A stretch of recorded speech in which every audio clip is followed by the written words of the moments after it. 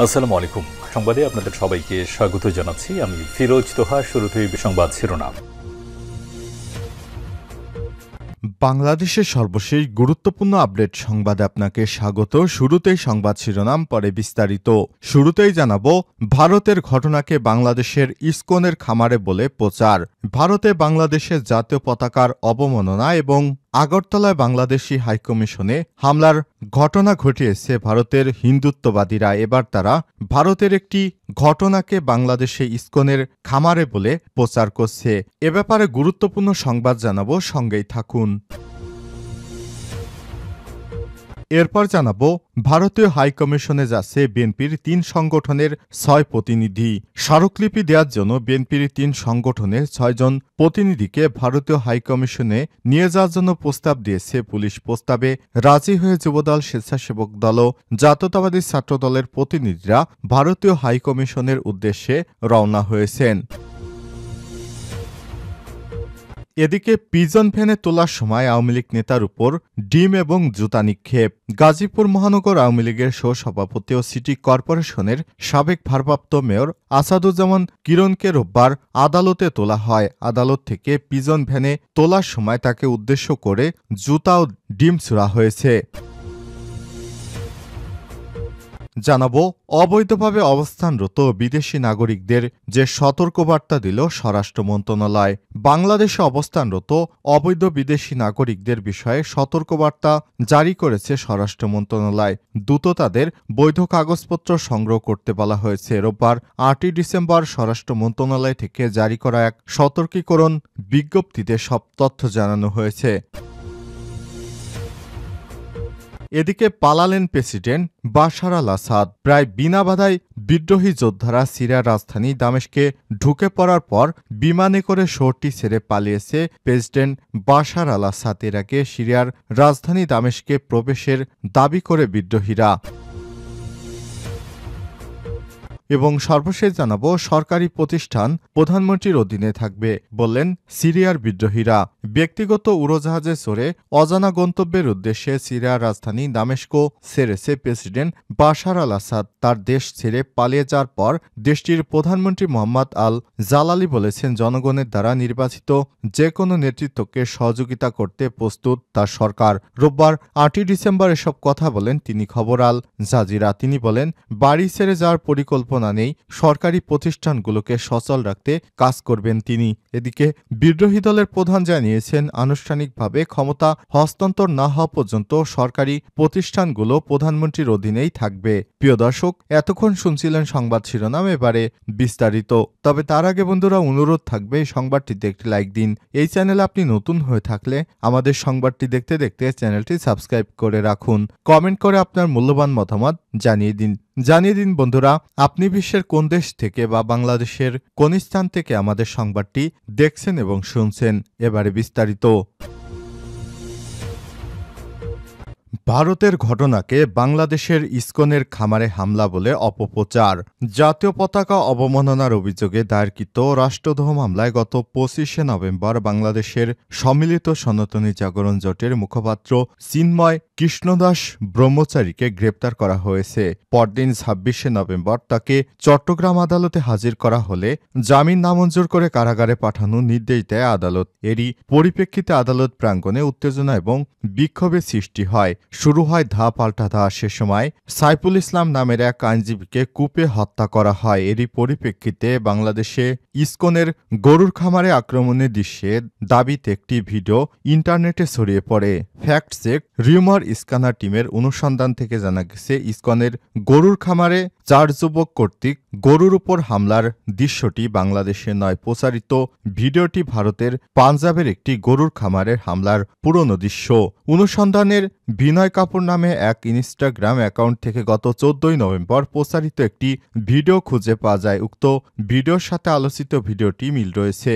ওই পোস্টের ক্যাপশনটি ভাষান্তর করে জানা যায়, জলন্ধর জমশেদ ডেইরি কিছু লোক দ্বারা গরুটিকে বাজেভাবে হত্যা করা হয়েছিল। ভিডিওটি পাওয়ার সাথে সাথে ঘটনাস্থলে পৌঁছানো হয়েছে এবং পুলিশ প্রশাসনকে অভিযোগ জানানো হয়েছে যাতে এই ধরনের অপরাধীদের বিরুদ্ধে কঠোর ব্যবস্থা নেওয়া হয়। পোস্টে তিনি নিজের স্ত্রী গোবিন্দ, গরু প্রতিরক্ষা দলের সভাপতি ও সর্বভারতীয় শিবসেনা রাষ্ট্রত্ববাদী পাঞ্জাবের সভাপতি দাবি করেন। পোস্টে উল্লেখিত স্থানে সূত্র ধরে অনুসন্ধান খবরস্থান নামক একটি ওয়েবসাইটে গত 17 November Jalandhar brutally thrashed on the most person in dairy washing the video will blow your mind ইংরেজি অনুদিত শীর্ষক শিরোনামে প্রকাশিত একটি প্রতিবেদন পাওয়া যায়। প্রতিবেদনে যুক্ত ভিডিওর সাথে আলোচিত ভিডিওর মিল রয়েছে। প্রতিবেদন থেকে জানা যায়, গরুর উপর যুবকের হামলার দৃশ্যটি ভারতের পাঞ্জাব প্রদেশের জলন্ধর শহরের জমশেদ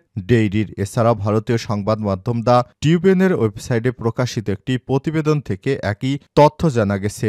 সুতরাং ভারতের পাঞ্জাবে গরুর উপর যুবকদের হামলার দৃশ্যকে বাংলাদেশে ইসকনের গরুর খামারে হামলার দাবিতে প্রচার করা হচ্ছে, যা সম্পূর্ণ মিথ্যা এবং ভিত্তিহীন।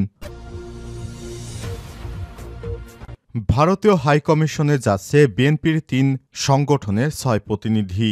স্মারকলিপি দেওয়ার জন্য বিএনপির 3 সংগঠনের 6 জন প্রতিনিধিকে ভারতীয় হাইকমিশনে নিয়ে যাওয়ার প্রস্তাব দিয়েছে পুলিশ। প্রস্তাবে রাজি হয়ে যুবদল, স্বেচ্ছাসেবক দল ও জাতীয়তাবাদী ছাত্রদলের প্রতিনিধিরা ভারতীয় হাইকমিশনের উদ্দেশ্যে রওনা হয়েছেন। রোববার 8 ডিসেম্বর দুপুরে পুলিশের গুলশান জোনের ডিসি তারেক আহমেদ বিষয়টি নিশ্চিত করেছেন।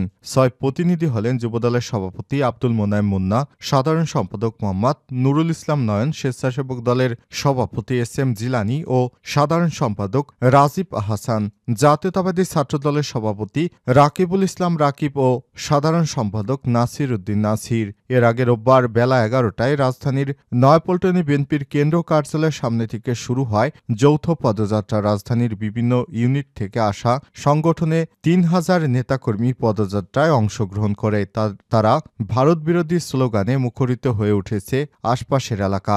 এতে উপস্থিত নেতাকর্মীদের দিল্লি না ঢাকা, ঢাকা ঢাকা, ভারতে আগ্রাসন রুখে দাঁড়াও জনগণ, এক জাতি এক দেশ, বাংলাদেশ বাংলাদেশ, ওয়াসিম সাইদ মুগ্ধ, শেষ হয়নি যুদ্ধ, স্বাধীনতার সার্বভৌমত্বের প্রশ্নে কোনো আপোষ নয়, বাংলাদেশে বিদেশিদের কোনো আস্তানা চলবে না, বিদেশে আমাদের বন্ধু আছে প্রভু নয়, সবার উপরে দেশ, আমার প্রিয় বাংলাদেশ ইত্যাদি প্লেকার্ড প্রদর্শন করতে দেখা গেছে। দলটির পক্ষ থেকে জানানো হয়েছে, ভারতের ত্রিপুরা রাজ্যের আগরতলায় বাংলাদেশের সহকারী হাইকমিশনে হামলা ও ভারতীয় পতাকার অবমাননা এবং সাম্প্রদায়িক দাঙ্গা সৃষ্টির অপচেষ্টার প্রতিবাদে বিএনপির অঙ্গ সংগঠন জাতীয়তাবাদী ছাত্রদল, যুবদল ও স্বেচ্ছাসেবক দল যৌথভাবে এই কর্মসূচি ডাক দিয়েছে। প্রতিবাদী পদযাত্রা নিয়ে ভারতীয় দূতাবাসে যা হবে, সেখানে স্মারকলিপি দেবে যুবদল, স্বেচ্ছাসেবক দল ও ছাত্রদল। বিএনপির সিনিয়র যুগ্ম মহাসচিব অ্যাডভোকেট রুহুল কবির রিজভী, যুবদল সভাপতি আব্দুল মোনায়েম মুন্না ও সাধারণ সম্পাদক মোহাম্মদ নুরুল ইসলাম নয়ন, স্বেচ্ছাসেবক দলের সভাপতি এস.এম. জিলানী ও সাধারণ সম্পাদক রাজীব আহসান, জাতীয়তাবাদী ছাত্রদলের সভাপতি রাকিবুল ইসলাম রাকিব ও সাধারণ সম্পাদক নাসির উদ্দিন নাসির সহ অন্যান্যরা নেতাকর্মীরা এই পদযাত্রায় অংশ নিয়েছে। পিজন ভ্যানে তোলার সময় আওয়ামী লীগ নেতার উপর ডিম ও জুতা নিক্ষেপ। গাজীপুর মহানগর আওয়ামী লীগের সহ-সভাপতি ও সিটি কর্পোরেশনের সাবেক ভারপ্রাপ্ত মেয়র আসাদুজ্জামান কিরণকে রোববার 8 ডিসেম্বর আদালতে তোলা হয়। আদালত থেকে পিজন ভ্যানে তোলার সময় তাকে উদ্দেশ্য করে জুতা ও ডিম ছোড়া হয়। এ সময় কিরণের ফাঁসির দাবিতে বিক্ষোভ করে আইনজীবী এবং সাধারণ জনতা। পরে তার গাড়িতে ঝাড়ু মারা হলে পিজন ভ্যানটি দ্রুত আদালত প্রাঙ্গণ ত্যাগ করে।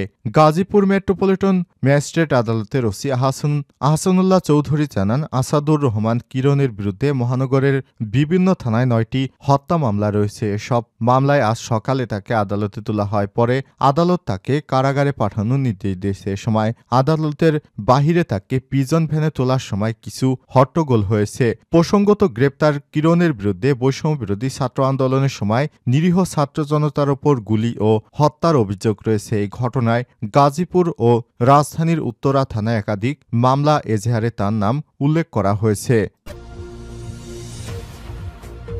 অবৈধভাবে অবস্থানরত বিদেশি নাগরিকদের যে সতর্ক বার্তা দিলে স্বরাষ্ট্র মন্ত্রণালয় বাংলাদেশে অবস্থানরত অবৈধ বিদেশি নাগরিকদের বিষয়ে সতর্ক জারি করেছে স্বরাষ্ট্র মন্ত্রণালয়। দ্রুত তাদের বৈধ কাগজপত্র সংগ্রহ করতে বলা হয়েছে। রোববার ৮ই ডিসেম্বর স্বরাষ্ট্র মন্ত্রণালয় থেকে জারি করা এক সতর্কীকরণ বিজ্ঞপ্তিতে সব তথ্য জানানো হয়েছে। বিজ্ঞপ্তিতে বলা হয়েছে, বিভিন্ন সূত্রে সরকার অভিযোগ পেয়েছে যে অনেক বিদেশি নাগরিক অবৈধভাবে বাংলাদেশে অবস্থান করছে এবং অবৈধভাবে বিভিন্ন প্রতিষ্ঠানে কর্মরত রয়েছেন। যেসব বিদেশি নাগরিক অবৈধভাবে বাংলাদেশে অবস্থান করছে বা কর্মরত আছেন তাদের অবিলম্বে বাংলাদেশে অবস্থান বা কর্মরত থাকার প্রয়োজনীয় কাগজপত্র সহ বৈধতা অর্জনের জন্য অনুরোধ করা হলো, অন্যথায় তাদের বিরুদ্ধে আইনগত ব্যবস্থা গ্রহণ করা হবে। বিজ্ঞপ্তিতে সই করেছে স্বরাষ্ট্র মন্ত্রণালয়ের সংক্রান্ত প্রধান উপদেষ্টার বিশেষ সহকারী মোহাম্মদ খোদাবক্স চৌধুরী ও মন্ত্রণালয়ের সিনিয়র সচিব ড. মোহাম্মদ আব্দুল মোমেন।